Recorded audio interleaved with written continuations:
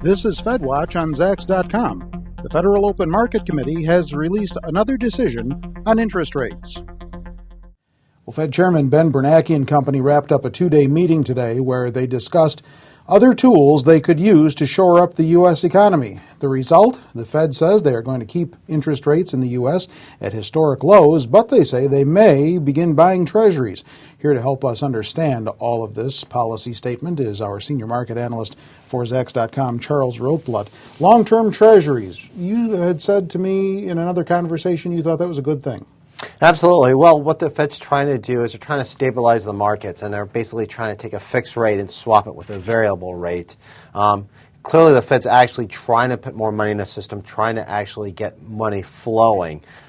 We can look at measures called M1 and M2, and it basically, with avoiding a long economics lecture here, it basically amounts to how much cash is available to be spent. You're looking at money in people's wallets. Not really wallets, but people's checking accounts, money market funds. Money supply is what we used to call it. Yeah, money supply. And I'm just trying to make things simple here for our audience who's not familiar with the terms M1 and M2. Sure. And basically, it really comes down to liquidity. It's not so much a matter of printing money, but say I give you $5. What we really would like to happen, if you were a bank, for you to lend out that $5 and actually lend out that $5 a few times. What happens now, if I give you $5, you're sitting on it and you're paying me 0.5% of interest. And then probably charging me a fee on top of it. Nothing happens, in other words, right? But so what the Fed's trying to do is they're trying to find measures to get liquidity in the markets going. Because really what we have, if you want a loan, I want a loan, people watching want a loan, unless you have stellar credit and you can document your income, it's really difficult to get financing. And even then, it's still difficult. I had a discussion with a few people yesterday. Last week, I was in a Bank of America. We've all heard about interest rates, mortgage rates dropping below 5%. Bank of America, a block away from a 7% for a mortgage loan. Don't know if that's a John Thane premium or not, but Don't know. Clearly we still have a credit crunch going on. Everything Bernanke has done up to this point has not worked. I think part of those efforts, though, have been muddled by the TARP program not being properly administered. I'm not one to criticize him, but I think it's worth acknowledging everything he has done has not necessarily worked. That's not to say it's been bad, because we don't know how much worse things would have done if Bernanke hadn't been proactive. Well, in their statement today that they issued a short time ago, they painted a pretty bleak outlook for the U.S. economy. They say demand is slowing. But everybody was going to be focused on the language of the statement. So how has the language in this policy statement changed from the previous one? You know, it's interesting. I immediately wrote my blog post for this, which will be on the site as people watch this, and I realized I had to go back and actually read the statement 2 additional times. And I had a split screen with the December statement and the January statement one on top of another. One of the couple of things they actually did change, they actually took a more proactive stance on buying treasuries, basically saying we are going to buy treasuries, not so many words, but that was the inference.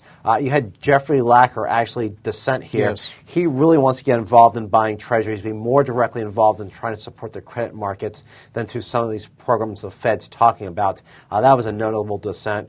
We'll have to see from the minutes how many other people are leaning in his direction.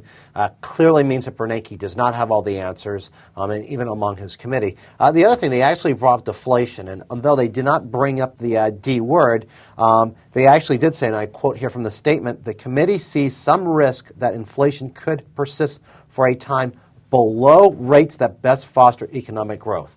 That's code for deflation. And clearly they're concerned about it. And deflation's an even nastier animal than inflation. Certainly a fear. Fed's trying to do what we can.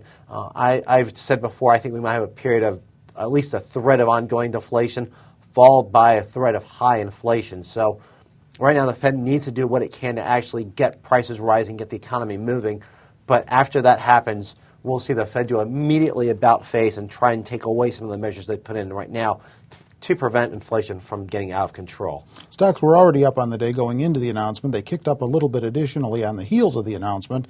The bottom line, though, is has the Fed convinced the market and the public, for that matter, that it is tough enough to combat this recession that we're in? You know, I think a big reason why we're seeing the rally today is really the talk about the bad bank, about the actually creating a new entity that will buy out the toxic debt. If you look at some of the companies doing well today, State Street, Fifth Third, MBIA, even Wells Fargo. And it's interesting. Wells Fargo, people are buying Wells Fargo because it said it would maintain its dividend. Last time I checked, saying that you're basically going to be able to maintain your dividends, not a really good reason to buy a stock. People want dividends. They ought to look at Abbott. It's got a history of increasing its payout ratio, not a company that's saying, I don't need the government's help right now, and I'll keep my dividend the same. Quickly, is there something special you're going to be looking for in language in future Fed? There's 8 Fed meetings this year, in future statements. Are you going to be paying attention, looking for any particular hallmarks? Well, I think the big thing is just seeing how things evolved in the markets, how things evolve with the Fed. The big thing we want to see from the Fed is a continued willingness to be flexible and be proactive. And despite what critics might say about Bernanke, he's continuing to show that he is willing to be proactive, willing to be flexible. And I think as long as the Fed's willing to try different things, acknowledge that maybe something they haven't done in the past hasn't quite worked, or something they have done in the past hasn't quite worked like they'd hoped, that they might be willing to do different things. And I think it was good that Lacker dissented. It does show that we don't have groupthink in the committee, which we don't want, and that they are considering other options as well. All right, there you have some interpretation on the latest policy statement from the Federal Open Market Committee. With Charles Rotblatt, I'm Terry Ruffalo.